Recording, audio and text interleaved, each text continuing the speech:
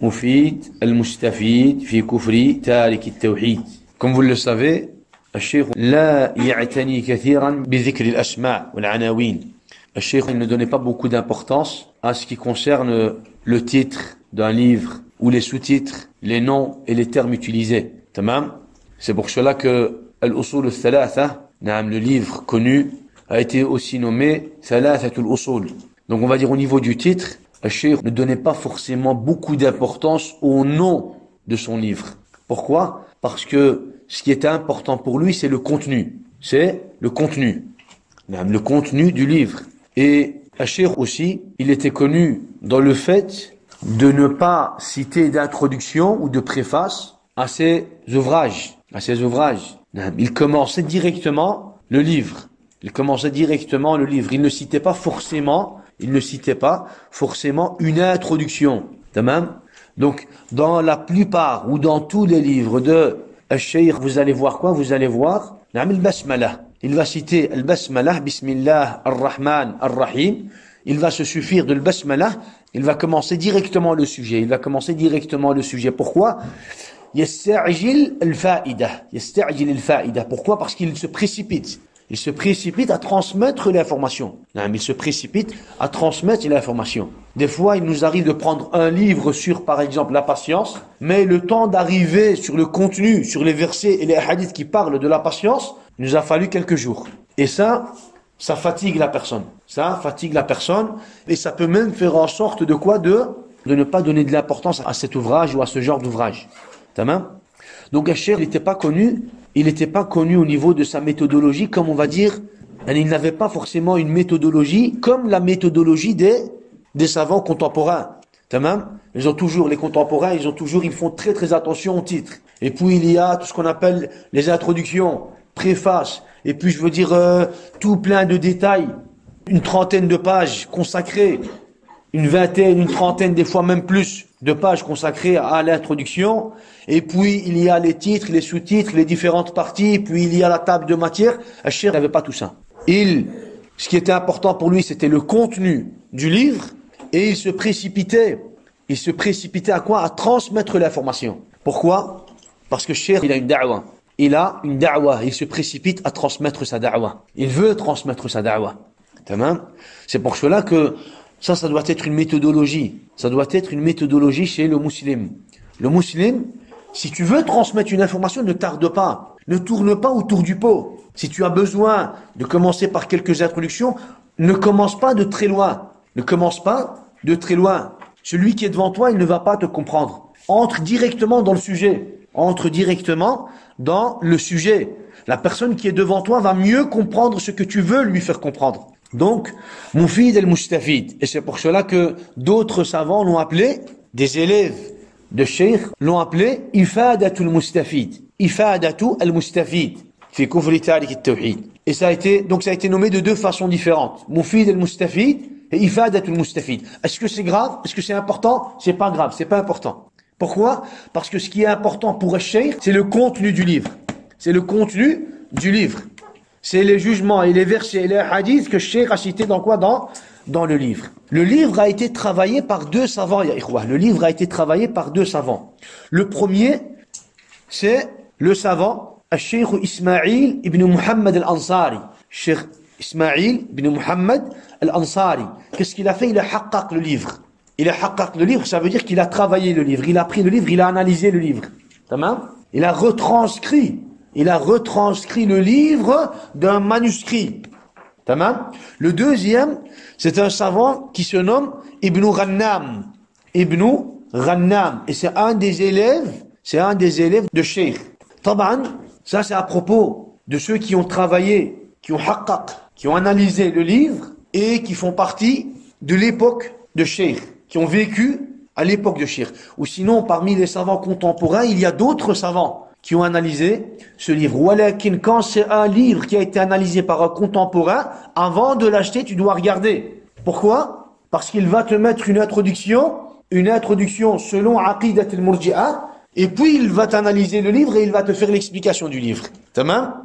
Donc c'est pas parce que tu vois sur la couverture du livre Mufid al-Mustafid fi kufri tarik al-tawhid que ça veut dire que c'est un livre, taban, au niveau du contenu, c'est toujours le contenu de Cheikh. Tamam? Walakin, il se pourrait que dans les explications, ou alors dans l'introduction, il y ait des tammat, des erreurs. Tamam? Et c'est pour cela qu'aujourd'hui, la plupart des savants qui ont analysé, qui ont haqqaq, qui ont expliqué Mufid et Mustafid, ils ont consacré au début un chapitre en relation avec le takfir. Et ils ont tout mélangé. Al-ashma wal-ahkam.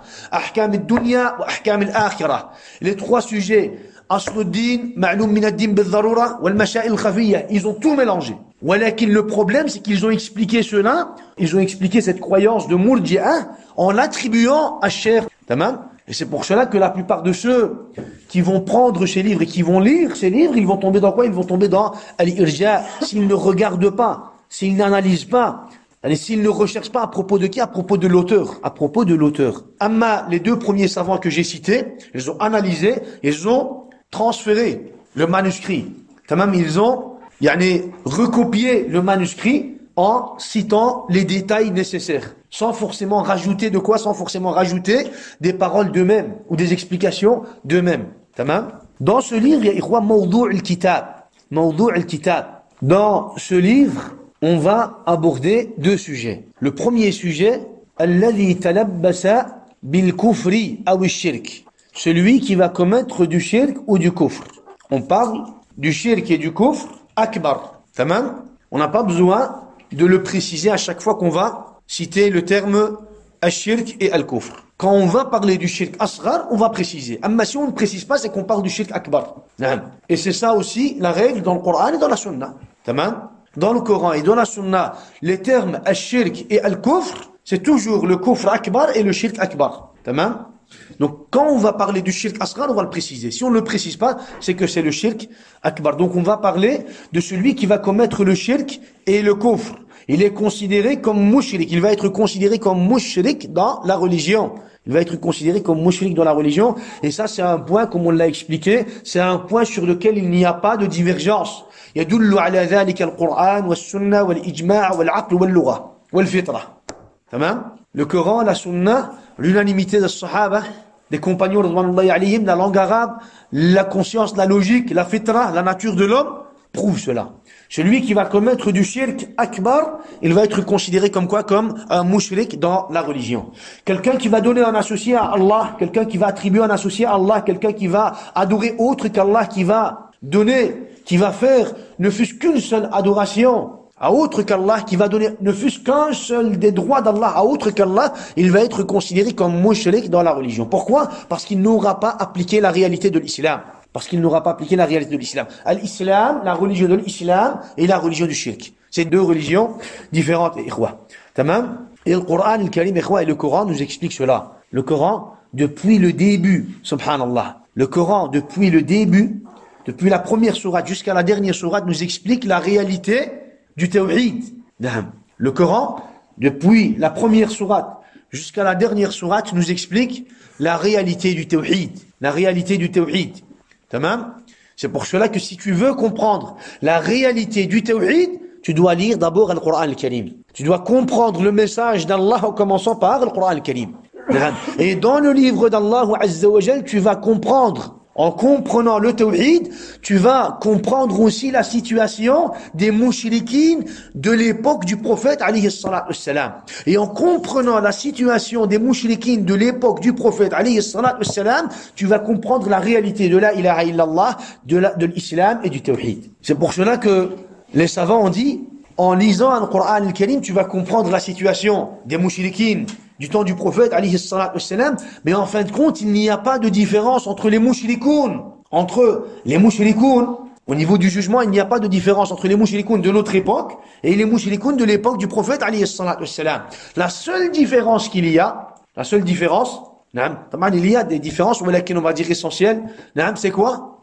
C'est que les mouchrikoun de notre époque, ils ont dit quoi? Ils ont dit la ilaha illallah. Ils ont prononcé la parole de l'unicité, mais sans comprendre. Les mouchrikoun du temps du prophète, alayhi salatu wassalam, ils ont refusé de prononcer parce qu'ils ont compris. Tamam? Donc, à l'époque du prophète, alayhi salatu wassalam,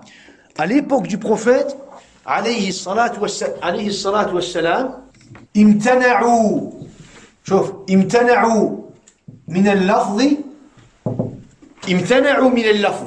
Ça veut dire à l'époque du prophète عليه الصلاة والسلام امتنعوا من اللفظ أو امتنعوا من التلفظ من النطق. تمام. Ils se sont abstenus de quoi? De prononcer, d'accepter. Pourquoi? Pourquoi? لأنهم فهموا حقيقة لا إله إلا الله. Pourquoi? Parce qu'ils ont compris. Donc ils se sont abstenus parce qu'ils ont compris. Amma aujourd'hui, نطقوا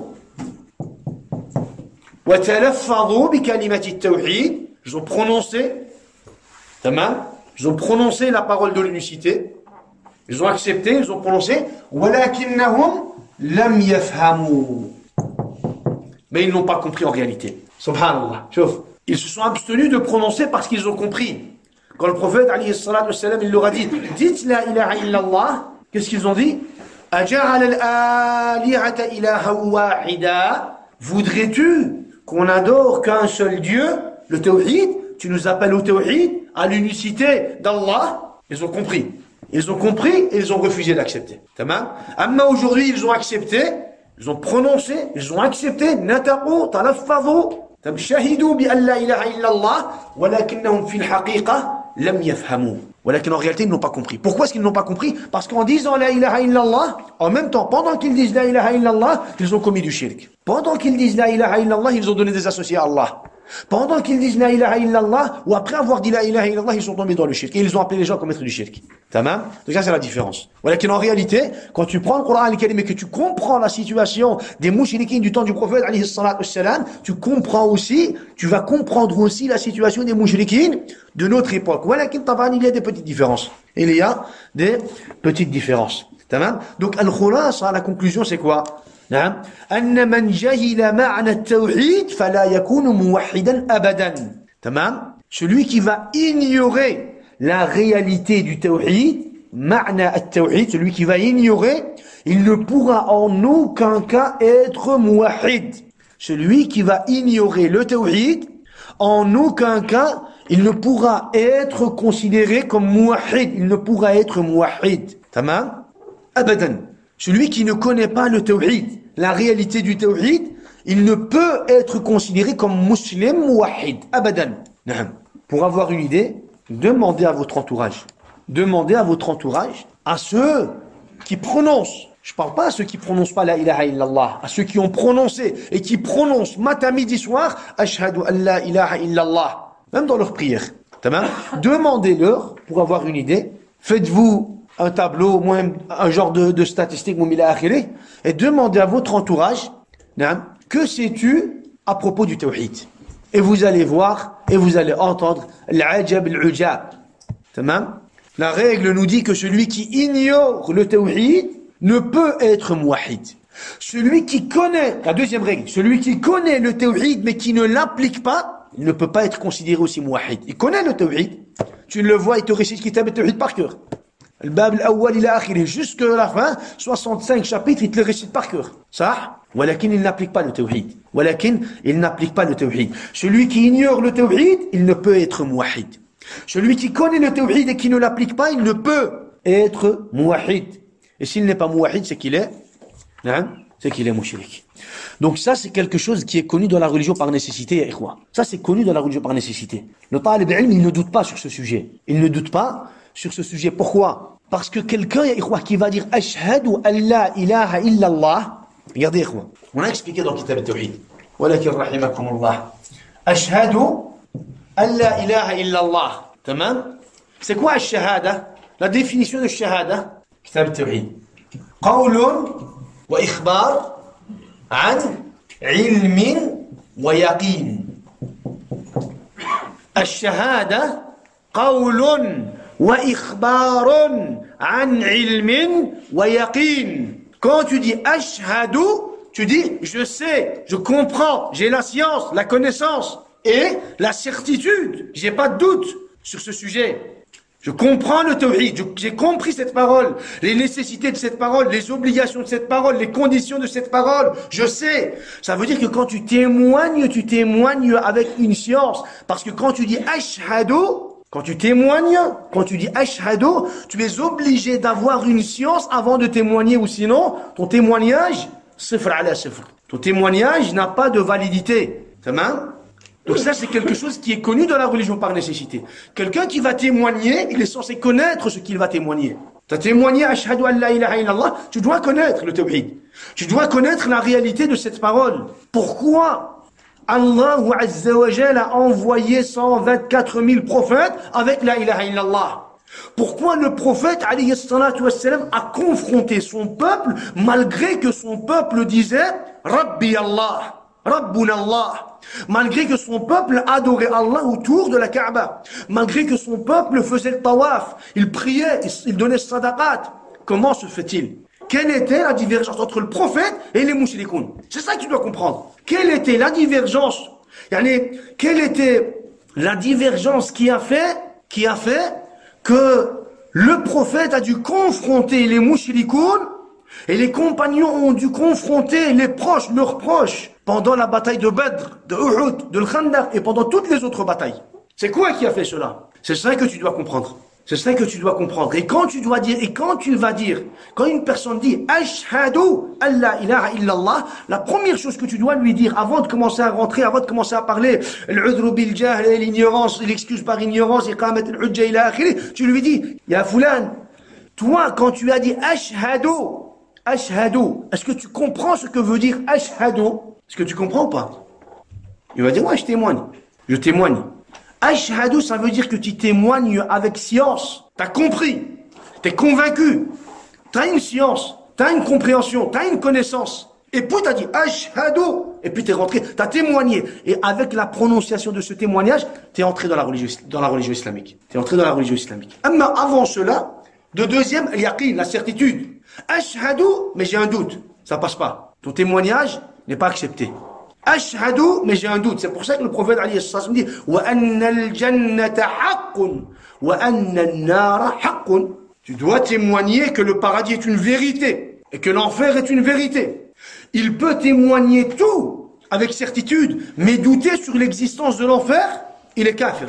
Seulement il doute sur l'existence de l'enfer, il est kafir, parce que c'est ma'loum min ad-din bil-darura, al-jannah wa an-nar. Tamam? Il peut pas douter sur l'existence du paradis et de l'enfer. Il ne peut pas avoir de doute, je crois, sur la parole de l'unicité. S'il a un doute, c'est que son témoignage n'est pas valide. Et ça, c'est quelque chose qui est connu dans la religion c'est quelque chose qui est connu dans la religion par nécessité. Enfin, qui est censé être connu dans la religion par nécessité. Ce qui prouve cela ou ce qui nous montre cela, c'est quoi? C'est que le tawhid, à la base, c'est plus awjab. C'est plus awjab et akad min as-salawat al-khams. Ça? Le musulman, est-ce qu'il doit connaître la prière? Je pose la question. Le musulman, est-ce qu'il doit connaître la prière? Il doit connaître la prière. Regardez combien le musulman il passe du temps à lire des livres sur la prière, parce qu'il doit connaître la prière. Un musulman qui connaît pas la prière, c'est pas un musulman. Ça? Dès qu'il fait un premier pas dans l'islam, il est stressé. Pourquoi? Parce qu'il veut prier. Il y a 5 prières obligatoires par jour. Donc il est stressé. Il doit connaître, on va dire, quelques sourates. Il essaye d'apprendre. Il doit prier. J'ai fait ça. Je dois prendre mes ablutions. Les conditions, il commence à apprendre. Il stresse. Parce qu'il ignore la prière. Il veut prier correctement. Le tawhid, c'est awjab et akad min as-salawat al-khams. Le tawhid, c'est encore plus obligatoire et plus important que les 5 prières. C'est le premier pilier. Ça, c'est le premier pilier. Pendant le mois du Ramadan, on voit bien combien on nous pose les questions. Pendant le mois du Ramadan, est-ce que mon jeûne est rompu? Est-ce que je peux continuer à jeûner? Est-ce que je peux voyager? Qu'est-ce que je dois faire? Il est akhiri. Le tawhid, awjab wa akad min as-sawm, min as-salawat, min al-wudu, min al-hajj, wa min ghayri dhalika min al-ibadat.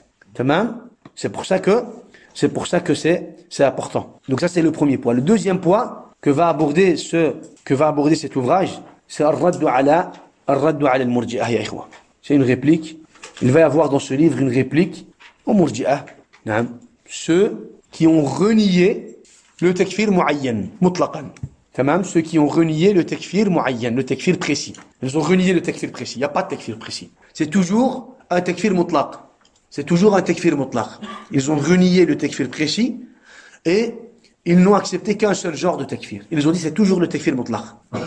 Et on va dire telle application c'est du kufr, mais celui qui va faire cette application-là, on va jamais le considérer kafir. Tamam. Et dans ce livre, justement, il y a une réplique à ces gens-là. Il y a une réplique à ces gens-là qui vont quoi? Il y a une réplique à ces gens-là qui ont falsifié la règle. d'Ahl Sunnah wal Jama'a. Tamam. طبعا يا إخوة. Dans ce livre, on va citer des règles, des explications. ولكن c'est en relation avec quoi? C'est toujours en relation avec le shirk akbar. Avec le shirk. Tamam. Un des savants, des élèves de Cheikh Mohammed dit وإمام الدعوة ألف مؤلفا في تكفير معين وهو المسمى مفيد المستفيد سماه بهذا الاسم بين ووضح أنه لا مناص من تكفير المعين بشروطه الشرعية. Il dit que Al-Sheikh a écrit cet ouvrage et il a expliqué dans celui-ci, il a expliqué dans cet ouvrage que le takfir muayyan existe et qu'il n'y a pas de possibilité de quoi? Il n'y a pas de possibilité de renier ce genre de takfir. Un autre savant dit وفي إفادة المستفيد في تكفير المعين ما يكفي طالب الحق والهدى. طالب الحق, celui qui cherche la vérité et la guidance. Il y a dans cet ouvrage, dans ce livre, assez de dalil, assez de preuves, d'explications du Coran et de la Sunna et des compagnons et des savants qui vont quoi? Qui vont faire comprendre à celui qui cherche la vérité et à celui qui cherche la guidance que dans din, il y a takfir al-mu'ayyan. Ça existe. Que dans la religion, il y a takfir al-mu'ayyan. Donc regardez ce qu'il dit. Talibul haq wa talibul huda. Talibul haq. Talibul haq, c'est qui? Ça veut dire quoi, talibul haq? Celui qui cherche la vérité. Talibul huda, c'est celui qui cherche la guidance. Il dit, il y a dans ce livre assez de preuves. Il y a beaucoup de preuves. Il y a assez de preuves pour qu'on puisse comprendre que le takfir mu'ayyan existe. Le takfir précis, d'une personne bien précise, existe dans la religion. Selon le livre d'Allah, la sunna du prophète, l'unanimité des compagnons et les paroles des savants. Ça existe. Walakin pour qui? C'est qui va tirer profit de ce livre? C'est talibul haq. C'est celui qui cherche la vérité. C'est celui qui cherche la guidance. Celui qui cherche la guidance. Amma, celui qui est noyé dans les maladies, comme l'irja et al-jahmiya ila akhirih, tu peux lui ramener toutes les preuves, il ne va quand même pas quoi? Il ne va quand même pas tirer profit de toutes ces preuves. Il ne va quand même pas tirer profit de toutes ces preuves. Tamam? C'est pour ça, ikhwa. Quand on regarde en réalité les savants d'Ahl Sunnah wal Jama'a, subhanallah, comme je l'ai déjà dit plusieurs fois, il n'y a pas un savant d'Ahl Sunnah, khususan, qui a été connu plus précisément dans la science de fiqh, qui n'a pas consacré dans son livre de fiqh le chapitre Bab al-Ridda. Babu al-Ridda, ya ikhwa. Tamam? Et même dans les autres chapitres, ils ont parlé de quoi? Ils ont parlé de Ridda. Ça? Ils ont parlé de Ridda. Ils ont cité les causes de Ridda, les applications de Ridda, les conditions de Ridda, les sanctions de Ridda. Ils ont parlé de tout ça. Même dans le chapitre de l'wudu, des ablutions, ils ont parlé de Ridda. Ça? Qu'est-ce qu'ils ont dit? Qu'est-ce qu'ils peuvent dire à propos de Ridda dans le chapitre des ablutions? Comment? Celui qui renie les ablutions? Plus clair. Non, ici, en parlant des ablutions. Il parle des ablutions et il te cite le mot Ridda. Comment? Non. Les ulama ont dit فَإِذَا ارْتَدَّ انْتَقَضَ وُضُوءُهُ. Si l'apostasie, ces ablutions sont annulées. Pour dire que khalas, une fois qu'il tombe dans l'apostasie, dans le Ridda, khalas. Si l'apostasie, ces ablutions sont annulées. Regardez à quel point les ulama, ils ont cité, dans chaque chapitre, ils ont cité quoi? Ils ont cité Al-Ridda. Walakin en plus de cela, ils ont consacré dans les livres, dans leurs ouvrages, un chapitre qui ne parle que de ce sujet. Ils ont cité telle application, Al-Ridda, ila akhirih. Pourquoi? Pour nous faire comprendre qu'en réalité, c'est du concret. Ça? C'est du concret. Quand on parle de Ridda ya ikhwa, c'est du concret. Ça? Pourquoi est-ce qu'on cite cet exemple? L'exemple de Ridda, quand on parle du takfir mu'ayyan. Pourquoi? C'est pour dire que le takfir mu'ayyan, tout ce qui est en relation avec l'apostasie ya ikhwa, Ridda, c'est directement en relation avec le takfir mu'ayyan. Ça? Toi, quand tu vas apprendre les conditions des ablutions, telle condition par exemple, il y a autant de conditions des ablutions de la prière, et qu'il y a une personne qui est devant toi, qui va négliger une condition de la prière, une condition des ablutions, tu le vois, il a négligé cette condition. Qu'est-ce que tu vas lui dire?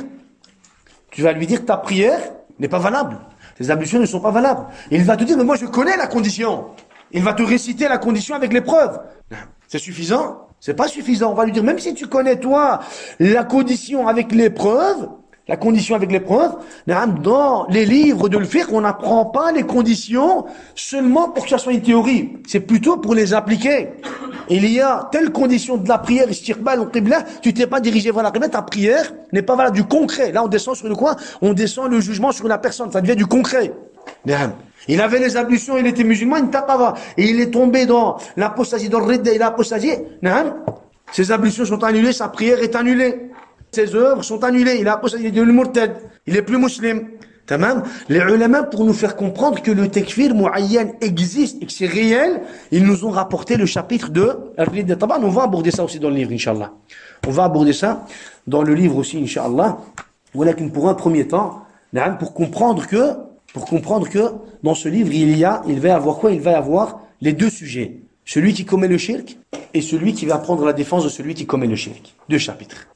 Celui qui commet le shirk et celui qui va dire non, le takfir ne peut être que mutlaq. Il n'y a pas de muayyan dans le takfir. Tamam? Donc il va aborder quoi? Il va aborder ces deux sujets. Donc mufid al-mustafid, ikhwa, mufid al-mustafid fi kufri tarik al-tawhid. Naam. في كفر تارك التوحيد. Donc si on te pose la question ما حكم من ترك التوحيد مشرك كافر. تمام. Si on te demande متى يكون تاركا للتوحيد, quand est-ce qu'il est considéré comme une personne qui a délaissé le tawhid? On va pas forcément dire s'il va commettre du shirk. Pourquoi? S'il commet du shirk, automatiquement il n'a pas appliqué le tawhid. Et il va te dire oh mais ces gens-là ils ont pas de shirk. On va dire s'il n'applique pas le tawhid, parce que c'est peut-être quelqu'un qui est dans le désert, dans un village, il n'y a pas de statut, il n'y a pas forcément de shirk apparent, et c'est quelqu'un qui vit, on va dire une vie, moi, il ne connaît pas la religion, ou laquelle je veux dire il est là, il n'y a pas forcément de shirk apparent dans sa vie, mais entre-temps, il n'a pas le tawhid aussi. Il n'a pas le tawhid. Donc, la première question, quelqu'un qui délaisse le tawhid, c'est quoi son jugement? Son jugement, c'est qu'il est mushrik. Quand est-ce qu'il est considéré comme quelqu'un qui a délaissé le tawhid? On va dire, s'il n'applique pas le tawhid. Tariq al-tawhid. C'est pour ça ici, il te dit quoi? Mufid al-mustafid fi kufri. Il te dit pas fi kufri, celui qui va faire du shirk. Tamam? Mufid al-mustafid fi kufri tariq al-tawhid. Yaki, hada tarak al-tawhid. Il n'a pas de shirk. Walakin il tarak al-tawhid aussi. Il n'a pas de shirk apparent. Il n'a pas de shirk apparent. Walakin entre-temps, il a aussi délaissé quoi? Il a aussi délaissé tarak al-tawhid. Donc, s'il délaisse le tawhid et qu'il n'applique pas le tawhid, il est considéré comme quoi? Il est considéré comme mushrik. Et puis tu viens à la troisième question. Ma ma'na at-tawhid? نعم معلوم عند العوام والخواص الكبار والصغار المسلم والمسلمة إفراد الله بالعبادة. بس يعني le plus simple. التوحيد c'est quoi? إفراد الله بالعبادة. تمام؟ نعم.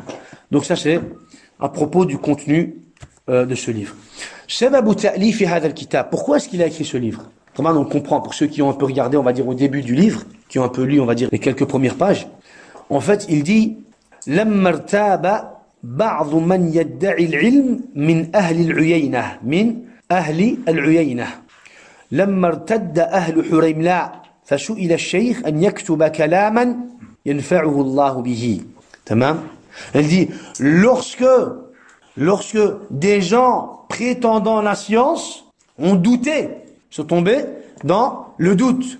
Lorsque des gens prétendant la science, des habitants de Uyayna, ont douté, sont tombés dans le doute. Et puis il dit, Lammartadda ahlu Huraymla.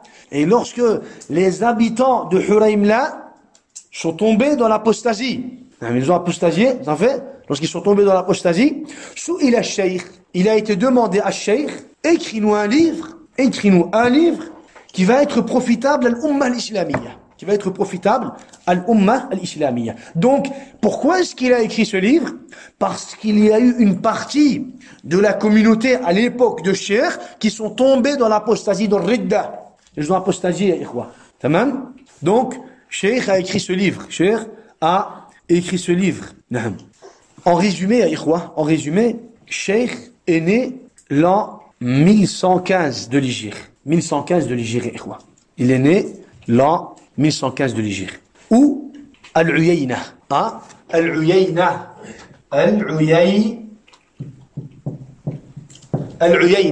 Et il a vécu à Al-Uyayna, son enfance. Il a vécu son enfance à Al-Uyayna. Quand il est devenu un peu plus jeune, il est parti à Al-Hijaz. Hijaz, Mecca, Medina, Et il est resté pendant un certain temps à Al-Madina. Il a appris la science. Il a appris la science à Al-Madina. Après Al-Madina, il s'est dirigé vers Al-Sham. Il s'est dirigé vers Al-Sham. Et il a été jusqu'à Al-Basra. Quand il est arrivé à Al-Basra, ils lui ont fait du mal. À l'entrée de Al-Basra, ils lui ont fait du tort, ils l'ont frappé, ils lui ont pris son argent, alors il a dû faire demi-tour. Il a dû refaire demi-tour. Quand il est revenu, il n'est pas revenu à Al-Uyayna. Il est parti à Huraymla. Il est parti où? Il est parti à Huraymla. Pourquoi est-ce qu'il est parti à Huraymla, ya ikhwa? Parce que son père, à la base, comment il s'appelle son père? Abdul Wahhab. Alhamdulillah. Son père, Abdul Wahhab, il était qadi, il était juge. Et il avait été désigné, à cette époque-là, comme juge pour la ville de Huraymla. Il était juge, walakin à Huraymla. Il était juge, walakin il était savant aussi. Il était juge et savant, et il a été désigné comme quoi? Comme juge pour la ville de Huraymla. Donc quand il est revenu, il s'est installé où? Il s'est installé à Huraymla. Et Al-Cheikh a commencé pour la première fois la da'wa à Huraymla. Il a commencé la da'wa à Huraymla. Et vous allez voir l'ajab al-ujab.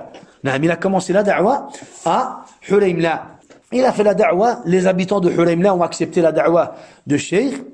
Walakin, entre-temps, des responsables de certaines tribus de Huraymla ont commencé à envier Cheikh.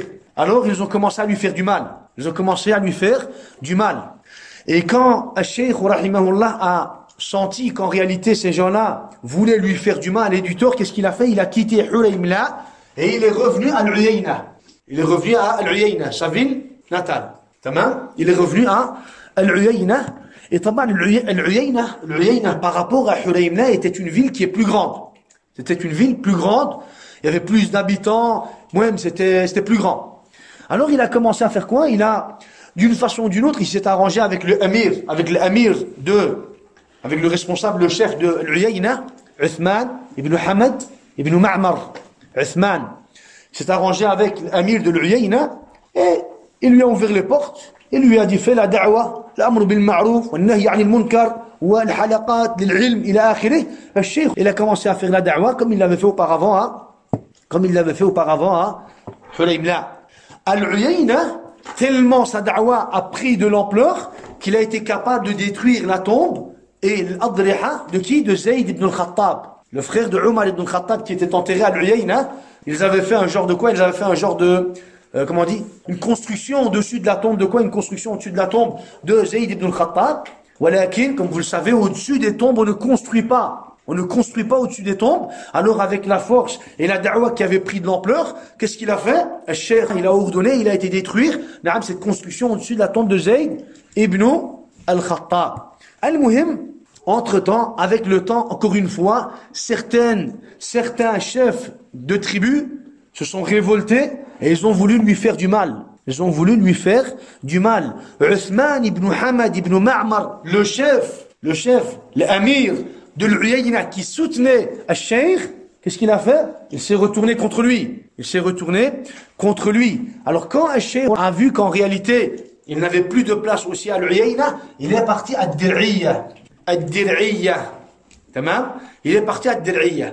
Et quand il est arrivé à Ad-Dir'iyya, ya ikhwa, là-bas, il a rencontré qui? Il a rencontré justement, on va dire, l'amir de Ad-Dir'iyya, Muhammad bin Saoud. Il a rencontré, c'est de là qu'il a akhiré, il a rencontré l'amir de Dir'iyya, il lui a expliqué la situation, il lui a dit marhaban bika, ahlan wa sahlan, il lui a ouvert les portes, la da'wa, le quwwa, il a akhiré. Le cheikh commence à faire la da'wa à Dir'iyya. Donc à la base, l'Uyayna wa Huraymla wa Dir'iyya, c'était, on va dire, comment on dit, l'arrondissement ou le secteur de la da'wa de Cheikh Mohammed. À la base, ces trois villes, ya ikhwa, ou ces trois, on va dire, régions, c'est ce qu'on appelle les Yamama. Vous voyez, quand on parle dans la sunna du prophète, de l'Yamama, c'est ces trois villes. Quand on parle de l'Yamama, on parle de l'Uyayna, Huraymla, Dir'iyya. C'est cette région. La région de l'Yamama, aujourd'hui, elle est divisée en quoi? Elle est divisée en trois villes. L'Uyayna, wa Huraymla, wa Dir'iyya. Tamam? Al-Muhim. C'est de là que, il y a eu quoi? Qu'est-ce qu'il a dit? Les habitants de l'Uyayna ont douté. Ils sont tombés dans le doute. À propos de quoi? À propos des kuffars, à propos des mouchriquines, à propos du takfir des mouchriquines. Ils sont tombés dans le doute. Et les habitants de l'Huraym là, eux, ils ont apostasié. Irtaddu, irtabu, irtaba. Dans le livre en arabe, il dit irtaba et irtadda. Irtaba, ça veut dire ils ont douté, ils sont tombés dans le doute. Tamam? Et irtadda, ça veut dire ils ont apostasié. Qu'est-ce qui s'est passé en réalité? Qu'est-ce qui s'est passé? Avec un peu plus de détails, ikhwan. L'an 1165. Donc quel âge a Cheikh? 1165, il a 50 ans. Il a 50 ans de 20. Il a 50 ans. L'an 1165 de l'Hégire, irtadda ahl Huraymla.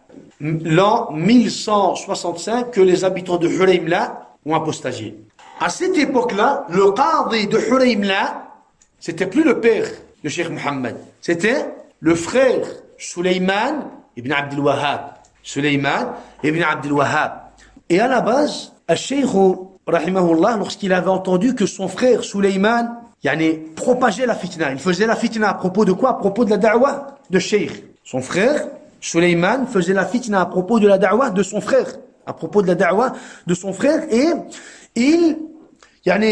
il propageait tout ce qui est shubuhat. Il propageait tout ce qui est shubuhat.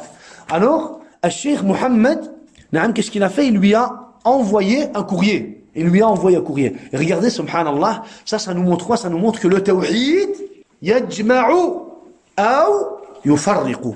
Ça nous montre que le tawhid, ça rassemble. Ou alors, ça sépare. Cheikh Mohammed, il était à la tawhid, son frère, il était à la shirk. Et ça nous montre que le tawhid, ça rassemble. Ce qui nous a rassemblés ici, c'est quoi? C'est le tawhid. C'est le tawhid. Dans ad-din, dans la religion d'Allah subhanahu wa ta'ala, il n'y a pas ce qu'on appelle l'awatif, les sentiments qui reprennent le dessus. Ouais mais fulan, ouais mais illan, comment je vais faire, comment je vais pas faire, il a akhiré. Non, toi, ton devoir, c'est d'appliquer, de connaître le jugement d'Allah. Mais c'est un jugement que tu vas donner ici sur terre par rapport à la révélation d'Allah. Amma yawm al-qiyam al-hisab, c'est Allah qui va s'en charger.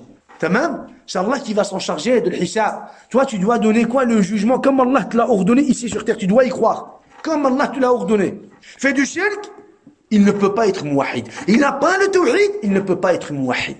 Tamam? Ça nous montre qu'en réalité, dans le din, il n'y a pas de ce qu'on appelle l'awatif. C'est pour ça que, à la base, ceux qui vont revenir sur la règle de l'excuse par ignorance, c'est parce qu'en réalité, les sentiments sont plus forts qu'eux. Ça? Il y a trop de sentiments. Mais comment on fait? Ouais, mais voilà. Mon père, mon frère, mon oncle, mon fils, il a akhiré. Comment je fais? Ouais, ma famille, mon entourage, il a akhiré. Comment je fais? Non, mais il y a trop de sentiments. Et les sentiments reprennent le dessus, et tu le vois pour pouvoir s'en sortir, il va se diriger vers cette porte d'égarement, l'excuse par ignorance. Et il va changer toute la religion d'Allah subhanahu wa ta'ala. Allah dit, وَإِنْ أَحَدٌ مِّنَ الْمُشْرِكِينَ اسْتَجَارَكَ فَأَجِرْهُ حَتَّى يَسْمَعَ كَلَامَ Allah. Il n'a pas encore entendu كلام Allah. مُشْرِكِينَ وإن أحد من المشركين المشرك استجارك فأجره حتى يسمع كلام الله ثم أبلغه مأمنة ذلك بأنهم قوم لا يعلمون. Juste à cause de ces sentiments, qu'est-ce qu'il va faire? Il va bouleverser toute la religion. ولكن là-bas, s'il aurait suivi le haqq et qu'il aurait mis les sentiments de côté, malgré que c'est difficile, le prophète alayhi salatu wassalam, pour sa mère, il l'a dit, noir sur blanc, on a dans les textes. Un jour, les compagnons l'ont vu en train de pleurer pour sa mère. Pourquoi tu pleures, ya Rasulallah? Pleurer devant une tombe. Pourquoi tu pleures? Je pleure, c'est la tombe de ma mère. J'ai demandé à Allah deux choses, de rendre visite à ma mère et de pouvoir lui demander pardon. Allah m'a autorisé de pouvoir rendre visite à ma mère, mais il m'a interdit. De demander pardon à ma mère. La mère du prophète, quel âge le prophète avait quand sa mère est morte? 6 ans. 6 ans, il n'y a pas de da'wah, il n'y a pas d'islam, il n'y a pas de tawhid, il n'y a pas de Coran. Le prophète, c'est des années plus tard, il va recevoir la révélation. Walakin Allah Azza wa Jal, parce que même avant le Coran, même avant l'islam, il y avait din. Les gens étaient censés être sur le haqq. Le prophète a dit, khalas. Allah m'a interdit de demander pardon pour ma mère. Il n'y a pas de sentiment, akhi. C'est le haqq. Cette difficulté-là, cette tristesse ou ce mal que tu vas ressentir, toi, entre parenthèses, si on peut appeler ça un mal, ça fait cette difficulté que tu vas ressentir dans le fait d'écraser tes sentiments et de les faire disparaître à ce niveau-là, parce que c'est le tawhid. C'est le tawhid. C'est la seule chose qui peut nous rassembler. Même ce manque ou ce mal, Allah Azza wa Jal, Yawm al-Qiyamah, quand tu vas te retrouver avec les Anbiya, les Mursalin, les Sahaba, les Siddiqin, les Shuhada, les Salihin, les Ulama, les Amilin, tu vas te dire Alhamdulillah ya Rabb al-Alamin, que j'ai pas pris mes sentiments en considération. C'est ce jour-là. Tu vas dire Alhamdulillah ya Rabbi, que j'ai pas pris mes sentiments en considération. Alhamdulillah. Tamam? Subhanallah. Et c'est ça qui est demandé à la base.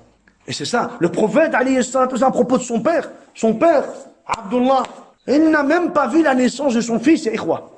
Il existait pour accomplir sa tâche. Khalas, il devait se marier avec Amina, naam, et khalas, de Abdullah, il devait avoir un enfant. Muhammad alayhi salatu wa sallam. Quand il a accompli sa tâche, il est mort avant même la naissance du prophète. Le prophète, le jour où il a demandé à ses compagnons de l'interroger, lorsqu'un s'est levé, il a dit, mon père, où est mon père? Il a dit, finnar, en enfer. Il est mort kana ala al-kufr. Il est mort kana ala al-shirk. Il n'était pas sur le tawhid. Alors quand il s'est retourné et qu'il était triste en partant, il lui a fait comprendre que ne t'attriste pas, je suis avec toi dans la même situation. Ce qui nous rassemble, c'est le tawhid, t'es avec moi. Parce que t'es muwahhid. T'as peut-être pas ton père avec toi, t'as peut-être pas ta mère avec toi, t'as peut-être pas tes frères avec toi ou tes sœurs. Walakin ma'lej, ici on est quand même une famille. T'as moi, on est ensemble. Naam. Alors le prophète, il lui a dit, ma'lej, t'inquiète pas. Ton père, mais mon père aussi. Mon père aussi, il a choisi le shirk. Mon père aussi, il a choisi autre que le tawhid. Il n'était pas au Kourné, subhanallah, le prophète. Imaginez-vous. Et ce jour-là, il n'y a pas un compagnon qui s'est levé et qui a dit, mais ya Rasulallah, ton père, il est mort avant la preuve. Imaginez-vous. Allez, imaginez-vous, il n'y en a pas un. Ce qui est étrange, c'est qu'il n'y en a pas un qui s'est levé et qui a dit, mais ya Rasulallah, ton père, il est mort avant ta naissance. Donc à la base, il ne devrait pas être en enfer. Non, parce que c'était connu que Aqlan, même avant la prophétie, tout le monde était dans la jahiliya. Et on va le voir ici. Avec le hadith d'Amr ibn Abasa. Tamam? Donc, ça nous montre quoi? Ça nous montre que le tawhid, c'est ce qui nous rassemble. Allah Azza wa Jalla dit, فَإِن تَابُوا, il demande le repentir, s'ils font le repentir du shirk. وَأَقَامُوا الصَّلَاةَ, qu'ils accomplissent la prière. وَآتَوُوا الزَّكَاةَ, et qu'ils donnent la zakat. فَإِخْوَانُكُمْ فِي الدِّينِ, ils sont à ce moment-là vos frères dans la religion. Mais avant ça, si un de ces trois piliers ne s'applique pas, il n'y a pas de rouwa fi din. Il n'y a pas de quoi? De rouwa fi din. Al-Muhim, lorsque Sulayman propageait, son frère, propageait les doutes, Al-Shaykhu, lorsqu'il a entendu cela, il lui a écrit et lui a envoyé un courrier. Yansahuhu wa yuhadhiruhu al-aqibah. Wa yuhadhiruhu al-aqibah. Il lui a envoyé un courrier. Il lui a dit, Iyak, j'entends que tu propages la fitna, des doutes, des shubuhat. Je t'avertis, je te mets en garde, je te donne nasiha. Je te conseille, et entre-temps, je t'avertis aussi de la mauvaise fin. Donc, si tu continues comme ça, tu vas avoir une mauvaise fin. Shul khatima. Tu vas mal terminer ta vie. Alors, son frère Sulayman, qu'est-ce qu'il a fait? Son frère Sulayman lui a envoyé une réponse. Walakin, avec des belles paroles, ne t'inquiète pas mon frère, je vais m'abstenir de retomber, je vais essayer de ne plus retomber dans ces erreurs, et ne t'inquiète pas, c'est une promesse de ma part, et je t'informe que si un jour je devais voir de l'apostasie chez les habitants de Huraymla, sache que je quitterai Huraymla et je te rejoindrai à Ad-Dir'iyah. Il lui a dit, dans le courrier, tamam, si je devais voir de l'apostasie chez les habitants de Huraymla, je les quitterai et je viendrai te voir à Ad-Dir'iyah. Walakin, entre-temps, subhanallah, les habitants de Huraymla sont tombés dans l'apostasie, ils ont apostasié, ils ont rompu. Le frère de Cheikh Mohammed Sulayman, qu'est-ce qu'il a fait?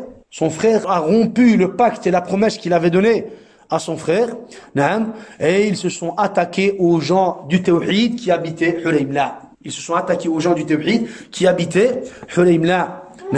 À Huraymla, il y avait quand même des muwahhidin. Donc il y avait les muwahhidin et il y avait aussi les mushrikin.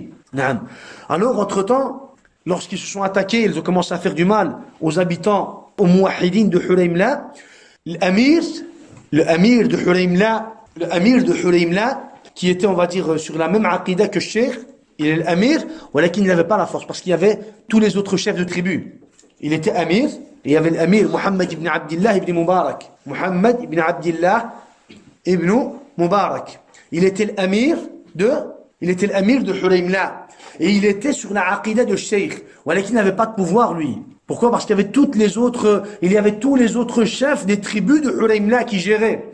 Alors lui, quand il a vu que les tribus se sont rassemblées pour attaquer les Mouahidines, il a fui. Il a fui, il est parti, il a quitté, quand il a compris qu'il allait se faire tuer, il a quitté, il a été rejoindre Shir ad-Dir'iyya. Et il leur a expliqué la situation. Voilà ce qui se passe. Alors ils ont compris que c'était une trahison. Ils ont compris que il y avait une trahison et que ça allait aller plus loin. Al-Muhim, entre-temps, la tribu de Muhammad ibn Abdillah ibn Mubarak, l'ancien émir de Hulaymla, sa tribu, qu'est-ce qu'ils ont fait? Ils ont envoyé un courrier à l'amir, l'ancien émir, celui qui a quitté l'amir. Ils lui ont envoyé un courrier en lui disant, reviens à Hulaymla. Reviens à Hulaymla, on va te redésigner comme amir, on va pas te faire du mal, reviens. Il y a eu un malentendu. Alors, Muhammad ibn Abdillah ibn Mubarak, il a été voir le cheikh. Et il a été voir, le cheikh, il était avec Muhammad ibn Saoud. Et il leur a dit, voilà, moi j'ai quitté Hulaymla parce que j'ai eu peur qu'on me tue. Et ils ont fait du mal à Ahl al-Tawhid de Hulaymla. Et là, je vais recevoir un courrier de ma tribu qui me demande de revenir à Hulaymla. Alors, cheikh, il lui a dit, Abadan, ne repars pas, c'est une trahison. Ne repars pas. Et alors, il leur a dit, je veux quand même repartir pour dire mon dernier mot. Alors Muhammad ibn Saoud, il lui a dit, si tu vas partir, prends de mes hommes. Alors il a dit, non, je veux partir sans tes hommes, parce que si je pars avec tes hommes, ils vont comprendre que je suis venu pour autre chose. Ils vont se douter que je suis venu pour autre chose. Alors Muhammad, il est parti. Alors il est parti, et tabac, c'est une trahison. Quand il est parti, ils l'ont capturé, ils l'ont tué, lui avec tous les mouahidines qui étaient avec lui. Ils l'ont tué lui avec tous les mouahidines qui étaient avec lui, et tous les mouahidines de Hulaymla à cette époque-là, en 1165, ils se sont tous fait tuer. Il restait plus une maison de mouahid. Ils se sont fait tous tuer. Ils se sont fait tous tuer, subhanallah. Al-Muhim, ensuite, ils se sont préparés. Pourquoi? Ils se sont préparés pour le harb. Ils se sont préparés pour attaquer. Ils se sont préparés pour attaquer Dir'iyya. On nous dit même que, après avoir tué l'Amir, Muhammad ibn Abdillah ibn Mubarak, qu'est-ce qu'ils ont fait? Ils ont commencé à construire autour de la ville. Ils ont commencé à construire parce qu'ils ont compris. Ça va aller plus loin. Ça va aller plus loin. Ils savent bien que il va certainement y avoir quoi? Il va certainement y avoir une réponse. Il est arrivé. Alors, entre-temps, taban, ça a duré. À la fin de l'année d'après, 1166, Manfouha, les gens de Manfouha ont rejoint Hulaymla. Donc, ils commençaient à avoir quoi? Ils commençaient à avoir des tribus. Des tribus qui venaient s'allier avec qui? Qui venaient s'allier avec les mushrikoun de Hulaymla, les murtaddoun de Hulaymla. Alors, quand le cheikh a vu cette fitna, l'an 1166, plus ou moins l'an 1166, pendant le courant de cette année, il a écrit Mufid al-Mustafid. C'est pendant cette année. Après toutes ces fitnas, il a écrit ce livre, Mufid al-Mustafid fi kufri tariq al-tawhid. C'est pour ça qu'il va parler des deux sujets. Il va parler de ça et de ça. Il va parler des mouchriquines et de ceux qui vont prendre la défense des mouchriquines. Entre-temps, il y a un homme de Hulaymla, des mouchriquines, qui a été tué, qui a été capturé à Al-Uyayna. Pourquoi? Parce qu'entre-temps, Sulayman, le frère de Cheikh, qu'est-ce qu'il faisait? Il est où lui? Il est à Hulaymla. Sulayman, il est où, ya ikhwa? Il est à Hulaymla. Il envoyait des hommes avec des livrets. Et il disait, prends ce livret, va à Al-Uyayna et lis ce livret aux habitants de Al-Uyayna. Que ce soit dans les maisons, souk, muhim. Lis ce livre. Et dans ce livre-là, il y avait shubuhat ala shubuhat. Il propageait shubuhat. Irtabu. Tamam. Entre-temps, justement, un qui s'appelait Sulayman ibn Khuwaytir a été capturé justement avec les quoi? Avec les livres de Sulayman, le frère de Cheikh, et il a été condamné. Il a été condamné. Pourquoi? Parce qu'il allait à Al-Uyayna pour propager la fitna et les shubuhat. C'est pour cela que, quand est-ce que Cheikh a écrit ce livre? Quand les habitants de l'Uyayna sont tombés dans le doute, à cause des ouvrages de son frère Sulayman, et quand les habitants de Hulaymla sont tombés dans l'apostasie. Ils ont apostasié. Tamam? Cheikh, à ce moment-là, qu'est-ce qu'il a fait? Il a écrit cet ouvrage. Il a écrit ce livre.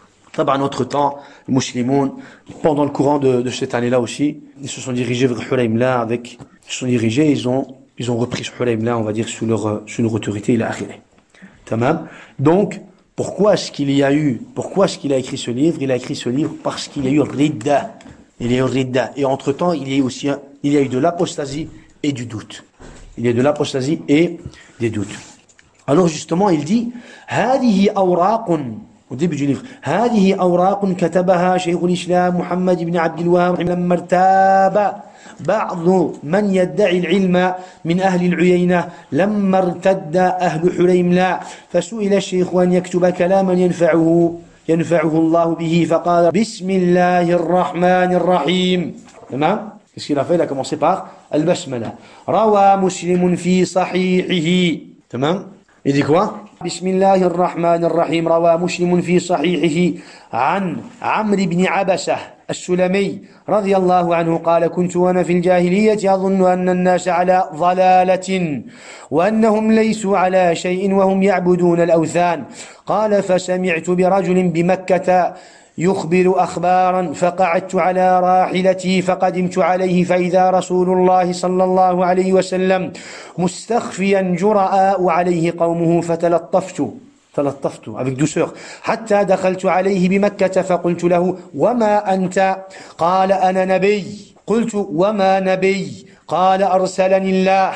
فقلت بأي شيء أرسلك؟ قال أرسلني بصلة الأرحام وكسر الأوثان وأن يوحد الله لا يشرك به شيئا. فقلت له فمن معك على هذا؟ قال حر وعبد. أبو بكر بلال. حر وعبد. قال ومعه يومئذ أبو بكر وبلال ممن آمن معه. فقلت إني متبعك. قال إنك لا تستطيع ذلك يومك هذا ألا ترى حالي وحال الناس ولكن ارجع إلى أهلك فإذا سمعت بي قد ظهرت فأتني.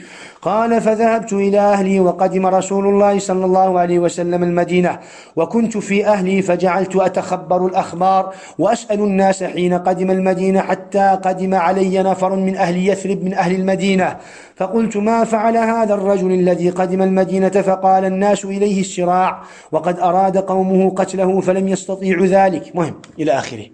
تمام. Donc qu'est-ce qu'il a fait? Il a dit Bismillahir Rahmanir Rahim. Et puis il a dit tout de suite après Rawa Muslimun. Il nous a rapporté un hadith de Sahih Muslim. Sahih Muslim. Et l'imam Muslim, ya ikhwa, on en parle déjà les mardis. L'imam Muslim, Abu al-Hussein, Muslim ibn al-Hajjaj. Muslim ibn al-Hajjaj al-Qushayri. Pourquoi? Parce qu'il est de cette ville à la base, Qushayri. An-Naysaburi, parce qu'il a vécu à Naysabur. Parce qu'il a vécu à Naysabur. C'est pour ça que il y a une nisbah de l'origine et il y a une nisbah de la ville où il vit. Tamam? Non, on va pas citer d'exemple. Non. Al-Muhim. Al-Imam Abu al-Hussein, Muslim ibn al-Hajjaj al-Qushayri. Il est connu dans quoi? Dans Ilm al-Hadith. Il est connu dans Ilm al-Hadith. Les ulama de l'Hadith, à la base, ils ont tous témoigné. Pour qui? Ils ont tous témoigné de la science. Ils ont tous témoigné de sa science. Il avait une grande science et il a été, subhanallah, il a été presque unique dans son domaine, dans le hadith, dans sa façon de tertib, la structure de son livre, la structure des chapitres et des hadiths et les isnad. Et là, les ulama ont dit c'est l'ajab al-ujab. C'est pour ça qu'après Sahih al-Bukhari, il y a Sahih Muslim. Après Sahih al-Bukhari, il y a Sahih Muslim. Même que les ulama ont dit c'est d'abord Sahih Muslim puis Sahih al-Bukhari. Voilà, ça c'est qui? Ahlul Maghrib, comme d'habitude. Non, ça fait. Non, ils ont préféré Sahih Muslim. Il dit fi sahihihi, dans son Sahih. Sahih Muslim, dans Sahih Muslim, le hadith à la base il est Sahih li ghayrihi. Le hadith, il est Sahih li ghayrihi. Ça veut dire quoi? Yani, il y a ce qu'on appelle Sahih li dhatihi. Le hadith en soi, il est Sahih. Voilà, quand on dit Sahih li ghayrihi, ça veut dire que il est un niveau plus bas que le Sahih, voilà qu'avec toutes les versions et les autres chaînes de transmission, il devient Sahih, mais avec les autres chaînes de transmission. Sahihun li ghayrihi. Il est Sahih, mais à cause ou grâce aux autres chaînes de transmission. Tamam? Alors il dit, An Amr ibn Abasa, al-Muhim, ici, il nous rapporte le hadith de Amr ibn Abasa. Il nous rapporte le hadith de Amr ibn Abasa. Je vais lire le hadith, et puis, Inch'Allah, on va revenir sur chaque terme et on va expliquer à chaque fois, chaque terme, chaque parole. Il dit, du temps de la Jahiliya, ça c'est important, du temps de la Jahiliya, c'est avant la prophétie. Du temps de la Jahiliya, je trouvais que les gens étaient égarés et que leurs idolâtries ne reposaient sur rien. J'enfourchais ma monture et allais le trouver. Le messager d'Allah se cachait car son peuple lui menait la vie dure. Je demandais avec douceur la permission d'entrer chez lui à la Mecque. Je lui demandais qu'es-tu donc? Qu'es-tu donc? Il dit, je suis un prophète. Il lui dit pas, qui es-tu? Il sait bien qu'il s'appelle Mohammed. Donc il lui dit, qu'es-tu? Il lui demande à propos de son wasf. Qu'es-tu donc? Je suis le prophète. Je suis un prophète, répondit-il. Je repris, qu'est-ce qu'un prophète? Demandai-je. Il répliqua, Allah m'a envoyé. Le prophète, c'est celui c'est celui que le prophète a envoyé. Alors il dit, avec quoi t'a-t-il envoyé? Demandai-je, avec quoi t'a-t-il envoyé? Le prophète dit, il m'a envoyé pour maintenir les liens de parenté, détruire les idoles et pour qu'on adore Allah seul sans lui donner d'associé. Alors il lui dit, je l'ai interrogé, qui te soutient en cela? Qui te soutient en cela? Alors il dit, un homme libre et un esclave. Et ce jour-là, il y avait avec lui Abu Bakr et Bilal. Ce jour-là, il y avait avec lui Abu Bakr et Bilal qui croyaient en lui. J'ai déclaré, je te suivrai, je te suivrai. Le prophète reprit, aujourd'hui tu ne peux pas le supporter. Ne vois-tu pas ma situation et celle des gens? Retourne plutôt près des tiens, quand tu entendras que je suis en position de force, reviens me voir. Ici, quand il dit « je te suivrai », on va expliquer, il ne veut pas dire « je te suivrai dans le sens où j'accepte ta religion, je vais suivre ta religion ». Ici, il veut dire « je te suivrai, je te soutiendrai, je te soutiendrai ». Il veut dire « je te soutiendrai ». Alors le prophète, il lui dit « pars, aujourd'hui tu ne peux pas ». Tu vois bien ma situation, je suis en difficulté ici. Même moi, je suis en difficulté. Mes compagnons sont en difficulté. Pars, et le jour où tu entendras la force de l'islam, tu reviendras nous rejoindre. Tu viendras nous rejoindre. Mais ici, justement, comment se fait-il que le prophète, alayhi salam, il lui dit, pars. Il lui dit, je vais te soutenir. Et le prophète, il lui dit, pars. Donc à la base, il est reparti parce qu'Amr ibn Abbas, il repart. Donc est-ce qu'il est reparti mécréant? Est-ce qu'il est parti mouchrik? Comment est-ce qu'il est reparti? Est-ce qu'il est parti après avoir attesté? Après avoir témoigné? Donc, s'il y a des points d'interrogation autour d'un hadith, qu'est-ce qu'on va dire? C'est un hadith mutashabih. On doit revenir sur quoi? On doit revenir sur les autres récits, sur les autres versions de ce hadith. Donc, la question qu'on se pose, est-ce que Amr ibn Abbas avait accepté l'islam pour que le prophète il lui dise, pars, une fois qu'il lui a dit, j'ai envie de te soutenir, je veux te soutenir? Effectivement, Amr ibn Abbas avait accepté l'islam. Il avait accepté l'islam. Dans la version d'Ibn Abd al-Barr, dans sa version, il dit que Amr ibn Abbas a dit Ataytu Rasulallah wa huwa nazilun bi'ukaz. Donc ici, il te donne un détail en plus par rapport au détail qu'on a sous la main, par rapport à la version qu'on a sous la main. Dans la version d'Ibn Abd al-Barr, Amr ibn Abbas dit j'ai été voir le prophète, j'ai été rejoindre le prophète, tamam, wa huwa nazilun bi'ukaz. Il voyageait, il se dirigeait vers Ukaz. Donc il nous donne un détail en plus. Ils se sont rassemblés, ils se sont rencontrés où? À Ukaz. Mais dans la version qu'on a sous la main, dans le livre, on n'a pas ce détail. On n'a pas ce détail. Alors il dit, je lui ai dit, Ya Rasulallah, man ma'aka fi hadha al-amr? Qui est avec toi sur cette religion? Qui est avec toi sur cette religion? Il m'a dit, Ma'i rajulan. J'ai avec moi deux hommes qui ont cru en mon message. Abu Bakr et Bilal. Abu Bakr et Bilal. Alors il dit, فَأَسْلَمْتُ عِنْدَ ذَلِكَ. Dans la version d'Ibn Abd al-Barr, il dit, فَأَسْلَمْتُ عِنْدَ ذَلِكَ. J'ai donc accepté l'islam à ce moment-là. Je lui ai dit, qui est avec toi? Il a dit, Abu Bakr et Bilal. Chouf, subhanallah. Ils ont vécu, subhanallah, dans le désert. C'est des bédouins.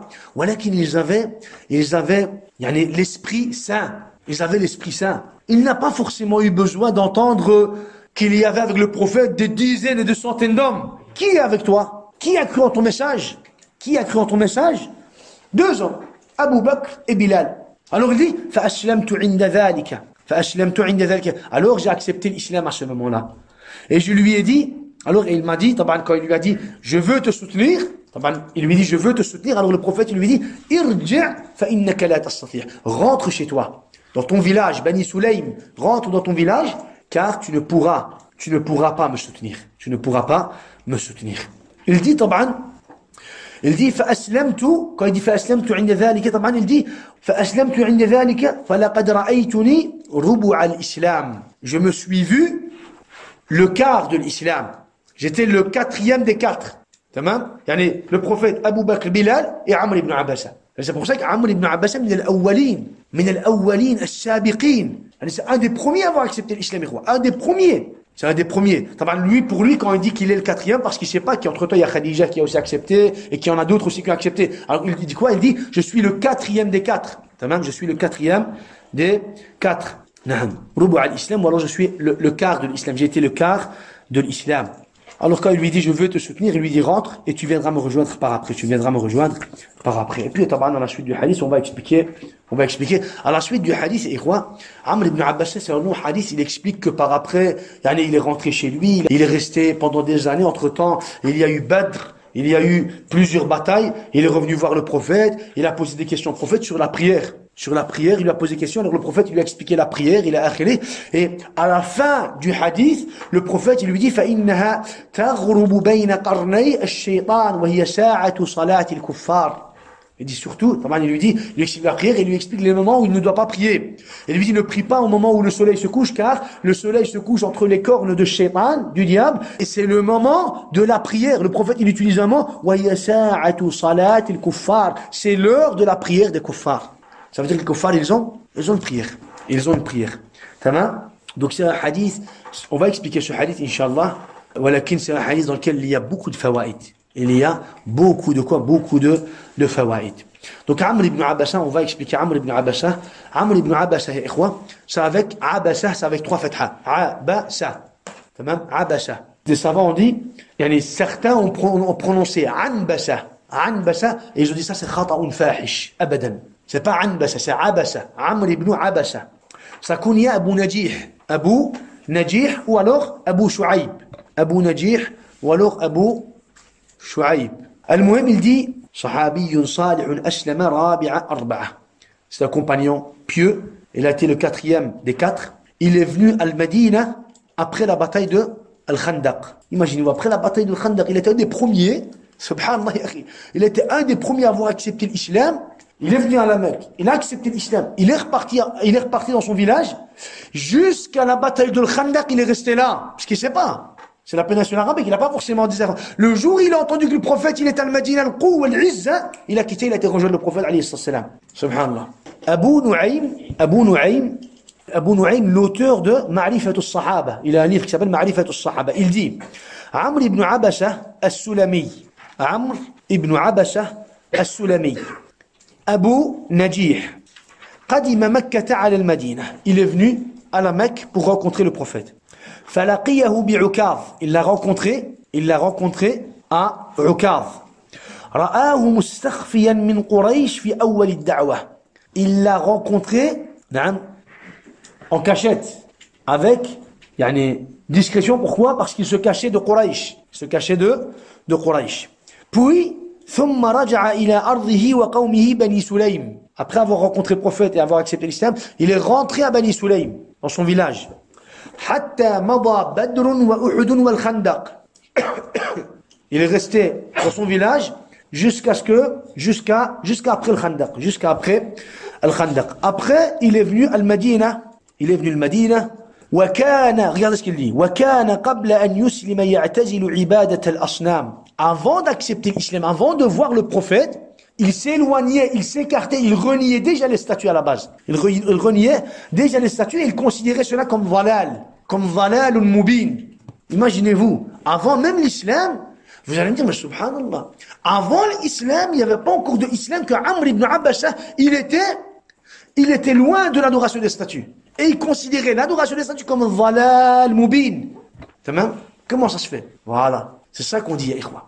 C'est ça qu'on dit qu'à la base, la conscience, l'esprit saint de l'homme peut juger de quoi? Peut juger d'une chose qu'elle est mauvaise. Ça? Seulement en te basant sur la conscience. Quand tu vois, par exemple, des choses, tu dis, subhanallah. T'as pas de dalil, veut dire, quand tu vois des choses, par exemple, tout au long de la journée. Ça fait? Tu vois des choses, munkar, a'udhu billah. Tu te dis, a'udhu billah. Au moment même, on va pas te rapporter un dalil, regarde, ça c'est le munkar, tu dois renier ce munkar. Non, des fois c'est la fitra qui reprend le dessus. Ya'udhu billah, qu'est-ce qu'ils ont ces gens-là? Tamam? Subhanallah. Donc, subhanallah, à la base, même avant d'accepter l'islam, il était loin de l'adoration des statues. Amr ibn Abasa, il dit, Raghibtu an alihati qawmi. J'ai refusé les divinités de mon peuple, de ma tribu plutôt. J'ai refusé les fausses divinités de ma tribu. Et entre-temps, j'ai rencontré un juif min ahli Tayma. Tayma, un juif des habitants de la région, de la ville de Tayma, j'ai rencontré un juif. Un juif.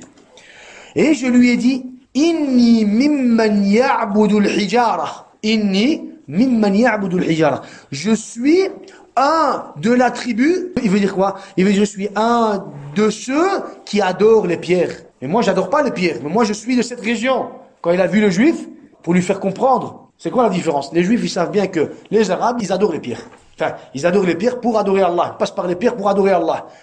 Alors il lui dit, moi, je suis quelqu'un. Ça sert à rien de lui dire Amr ibn Abbas telle tribu. Non, lui il veut aller chercher la religion, chercher le haqq. Alors il lui dit, moi je suis quelqu'un de ceux qui adorent les pierres. Mais moi j'adore pas les pierres. Moi j'adore pas les pierres. Il lui dit, l'un d'entre nous lorsqu'il arrive à un village et qu'il n'a rien pour adorer, il va se chercher, il va se prendre 4 pierres. Il en utilise 3 pour allumer le feu. Il en utilise quoi? Il en utilise 3 pour allumer le feu. Et la 4e, la plus belle, il utilise la 4e, la plus belle pour adorer. Il explique ça aux Juifs. Il explique ça aux Juifs. Alors il dit, ثم لعله يجد ما هو أحسن منه قبل أن يرتحل فيتركه ويأخذ غيره إذا نزل منزلا سواه. Mais entre-temps, il se peut que lorsqu'il va se déplacer, il va voir une pierre plus belle, il va prendre la pierre qui est plus belle, il va délaisser celle qu'il n'a pas aimée, et il va continuer son chemin de cette façon. Il va se promener à chaque fois, là où il va arriver, il va se faire à chaque fois 4 pierres. 4 pierres. Il dit, Amr ibn Abbas, فَرَأَيْتُ أَنَّهُ إِلَهٌ بَاطِلٌ. Et j'ai vu, j'étais convaincu, j'ai compris que c'était leur façon de faire, leur divinité était une divinité batila. La yanfa'u wa la yadur. Il ne peut ni faire du bien, ni faire du mal. Alors il lui dit, fadulluni ala khayrin min hadha. Montre-moi quelque chose de plus juste. Amr ibn Abbas, il lui dit, montre-moi. Si tu as quelque chose à me donner un conseil, guide-moi, dans le sens où montre-moi ce que je pourrais faire à ce niveau-là. Alors le juif lui dit, يخرج من مكة رجل يرغب عن آلهة قومه. Il va apparaître un homme à la Mecque, subhanallah. Il n'y a pas eu aucun de prophète, il n'y a pas eu aucun de da'wa. Walakin, le juif lui dit, il va apparaître un homme à la Mecque qui va refuser les idoles de son peuple, de sa tribu, qui va refuser d'adorer les statues, les idoles de sa tribu. Il va appeler les gens à autre que ses idoles. Il va appeler les gens à l'adoration d'autres que ses idoles. Si tu le vois, suis-le. Si tu le vois, tu le rencontres, si tu vis son époque, suis-le. Tamam? Car il va venir avec la meilleure religion. Il va venir avec la meilleure des religions. Tamam? Ça c'est un conseil. Ça c'est un conseil d'un juif. C'est un conseil d'un juif. C'est le juif qui a conseillé Amr ibn Abasa et c'est le juif qui lui a montré le chemin du tawhid. Il lui a dit, va à la Mecque. Les juifs, ils savaient très bien. Les juifs, ils savaient très bien l'endroit où va apparaître le prophète. À la base, il n'y avait pas de juifs à la péninsule arabique. Ils sont venus d'où ces gens-là? Comment se fait-il qu'il y avait des juifs à Al-Madina, à Mecca et à Khaybar? 3 régions. Al-Madina et à la Mecque. Et Al-Madina et à Khaybar. Il y avait aussi des juifs à la Mecque, mais ils étaient minoritaires là-bas, à la Mecque. Comment se fait-il? Quand ils ont lu dans la Torah l'apparition de l'endroit où va apparaître le prophète, le dernier prophète, Muhammad alayhi salam, la description qu'Allah a citée dans leur livre, dans la Torah, quand ils ont lu, comment Allah a décrit, subhanallah, l'endroit où va apparaître entre 2 vallées, des montagnes, des palmiers, ils ont analysé, imaginez-vous, ils ont envoyé des hommes pour dire, allez regarder où vous pouvez voir c'est cette description-là, subhanallah. Allez voir là où il y a des palmiers, des vallées, des montagnes, regardez, et revenez-moi avec des informations. Ils ont envoyé, quand ils sont revenus avec les habitants, et ceux qui cherchaient vraiment, on va dire, ceux qui voulaient que le dernier prophète soit d'eux-mêmes, ils ont quitté leur pays, leur ville, et ils ont été s'installer à Al-Madina et à Khaybar. Pourquoi la Mecque? Parce qu'avant l'apparition du prophète Muhammad alayhi salam, il y a eu des miracles, il y a eu des miracles. Et c'est des choses qui se sont passées du côté de la Mecque, mu'jizat. Et les habitants de toute la péninsule arabique n'ont cessé de parler de cela. Ne fût-ce que, on va dire, à Am el-Fil, Abraha, quand il a voulu détruire, on va dire, la Kaaba, et qu'il y a eu, on va dire, cette mu'jiza. Et donc, il y a eu beaucoup de choses qui se sont déroulées à la Mecque. La lumière, cette lumière qui a éclaté de la Mecque et qui s'est propagée vers le ciel. Dans les livres de Sira, les ulémas ont cité, on va dire, des exemples. Tout ça, c'est des choses qui sont apparues du côté de la Mecque. Donc, les Yahoud, ils savaient très bien. Ils savaient très bien. Subhanallah. Donc, il lui a donné conseil. Il lui dit, va, quand tu le vois, tu le suis. Il dit, فأتيت مكة المهم, entre-temps, j'ai été à la Mecque, فوجدته مستخفيا ووجدت قريشا عليه أشداء. Il dit, quand j'ai été en cachette, je l'ai trouvé caché, se cachait, se cachait, et j'ai trouvé Quraysh était dur envers lui. Il voulait le tuer. Il voulait le tuer. C'est Amr ibn Abasa, en général. Ça, on va dire, c'est ce que les ulémas ont cité dans leur livre de Tarikh. Il nous a rapporté 38 hadiths, Amr ibn Abasa, il nous a rapporté 38 hadiths. Un seul hadith nous a été rapporté par l'imam Muslim, et c'est ce hadith. 38 hadiths, l'imam Muslim nous a rapporté qu'un seul hadith.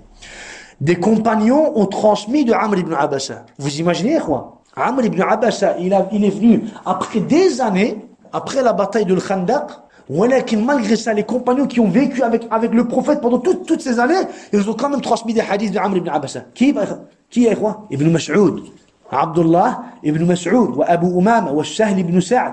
Ces trois compagnons, ils ont transmis de Amr ibn Abasa. Ils n'ont pas dit, subhanallah, nous on a vécu avec le prophète pendant autant d'années, Amr ibn Abasa, qu'est-ce qu'il va savoir? Non, ils ont quand même appris ce que Amr ibn Abasa avait appris entre temps avec le prophète. Subhanallah. Donc ce que Amr ibn Abasa a transmis, les hadiths que Amr ibn Abasa a transmis ont été transmis aussi par ces trois compagnons. Et un grand nombre de tabi'in ont appris la science de Amr ibn Abasa. Al-Muhim, à la fin de sa vie, il a vécu à Sham.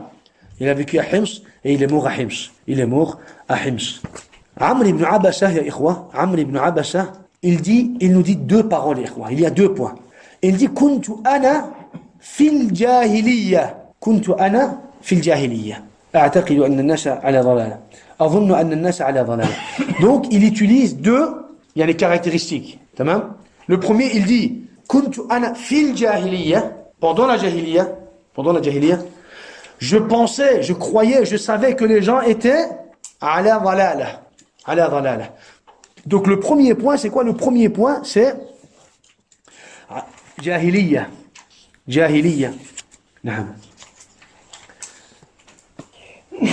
Il a appelé quoi? Il a appelé son époque jahiliya. Ça? Il a appelé son époque jahiliya. Il n'y avait pas encore de prophète. Comment se fait-il qu'il a jugé? Est-ce qu'il avait le droit de juger? Il n'y a pas eu de prophète, il n'y a pas eu de da'wa. Comment tu peux juger? Amr ibn Abasa, avant, toute cette période que lui a vécue avant l'islam, malgré qu'il n'y avait pas de ilm et il n'y avait pas de iqamat al-hujja, comme on le dit, il a appelé cette époque par quoi? Par le nom de la jahiliya. Il a dit ça, c'est la jahiliya. Tous les compagnons qui ont entendu ce hadith, on n'a pas un seul récit qui nous dit que les compagnons ont contesté et ils lui ont dit, ah ouais non, tu peux pas appeler cette période comme période de jahiliya parce qu'il n'y a pas d'ilm. Vous savez, c'est ce qu'on nous dit à chaque fois. Oh mais non, mais tu peux pas juger. Tu peux pas juger, pourquoi? Parce qu'il ne sait pas. Oh mais ces gens-là, ils ne savaient pas. Il n'y avait pas de prophète, il n'y avait pas de religion, il n'y avait pas d'islam, il n'y avait pas de Coran. Mais Amr ibn Abasa a dit, jahiliya. C'était la jahiliya totale. Et le deuxième point, il dit أظن أن الناس على ضلالة. Je savais, parce que أظن, ça ne veut pas forcément dire que je croyais mais avec doute. En arabe, quand tu dis أظن Muhammad, parce que si tu vois quelqu'un de loin, tu sais pas si c'est fulan ou fulan, tu dis أظنه Muhammad. Je pense que Muhammad. أظن, ça ne veut pas forcément dire que c'est toujours un doute. Ça peut être aussi أظن, l'aqida, croire, connaître, être convaincu, tamam. Donc il dit, je sais, je savais, je croyais, j'étais convaincu que les gens étaient à la dhalala, que les gens étaient dans un égarement. Jahiliya et dhalala. Ils étaient dans la jahiliya et dans un égarement. Subhanallah. Tamam? Toute la période, et ça nous prouve quoi? Encore une fois, ça nous prouve que, comment il a jugé? Comment il aurait pu juger? Est-ce qu'il avait le droit de juger? C'est ça. Ici, ce qu'on doit comprendre, c'est que Amr ibn Abasa, il a jugé de l'époque avant la prophétie de Jahiliya et de Dhalala. Les compagnons ont entendu, il n'y a personne qui a contesté à Amr ibn Abasa. Les ulémas ont dit ça, c'est considéré comme ijma', unanimité des compagnons que la période avant la prophétie, c'est Jahiliya totale et c'est Dhalala, c'est l'égarement, c'est un égarement. Ce qu'on doit comprendre, c'est comment il aurait pu juger, puisqu'il n'y a pas encore de Coran. On nous dit, mais attends, il ne connaît pas le Coran. Il n'a pas entendu le Coran. Il ne sait pas qu'il est, on va dire, dans le valal. Il ne sait pas qu'il est dans un égarement. Ne le juge pas. C'est pas bien ce que tu fais. Tu es en train de juger, là. Tu vois? Vous savez? Là, je fais, on va dire, c'est pas bien ce que tu fais. Tu es en train de le juger. Il n'a pas entendu. Il n'a pas participé comme toi à des halaqat. Il n'a pas étudié le ilm. Mais je veux dire, voilà, donne-lui le temps d'apprendre. Ok? Je lui donne le temps d'apprendre. Il va apprendre. Mais c'est pas pour autant qu'il est sauvé de l'égarement. Il est toujours dans l'égarement. Volontairement ou involontairement. Avec connaissance ou avec ignorance. Il est dans l'égarement en fait compte. Il a des excuses ou non, ça ne me regarde pas. Il est dans l'égarement. Amr ibn Abbas, en parlant de son époque et des habitants de la péninsule arabique, avant la prophétie, il dit, on était sur la jahiliya et on était dans un égarement total. Total. Il a jugé. Il n'y a pas de Coran, il n'y a pas de prophète. Donc, on comprend qu'en réalité, le jugement, comme on l'avait expliqué dans les Muqaddimat, le jugement, le nom, même avant la prophétie est présent. Avant la prophétie, le nom mushrik, il est là. S'il fait du shirk, le nom mushrik, il est là. Avant la prophétie. Que dire donc après la prophétie? Que dire donc après la prophétie? Al-Jahiliya, ya ikhwa, Al-Jahiliya, à la base, l'époque avant la prophétie du prophète Muhammad, on l'appelle Al-Jahiliya. Pourquoi? Parce que li kathrati jahalatihim, parce qu'il y avait beaucoup de jahl. Beaucoup de jahiliya, il y avait beaucoup de quoi? Beaucoup de perversité, beaucoup de haram, beaucoup de désobéissance. C'était exagéré. Et tellement il y avait que ça a été attribué à l'ignorance. C'est attribué à l'ignorance. C'est pour cela qu'on dit al-jahiliya à la base, mutlaqan, pour dire que c'est une jahiliya totale, c'est avant la prophétie. Al-jahiliya al-amma. Al-amma, al-jahiliya al-amma et al-khassa. Al-amma et al-khassa. La jahiliya totale, c'est avant la prophétie. Mais après la prophétie, il y a eu des exemples il y a eu des actes de jahiliya, des endroits où il y a de la jahiliya, des moments où il y a de la jahiliya. À ce moment-là, c'est plus restreint. Donc la jahiliya après la prophétie, c'est un endroit. Les ulama ont dit c'est limité un endroit à des personnes, à des applications. Il a akhiré.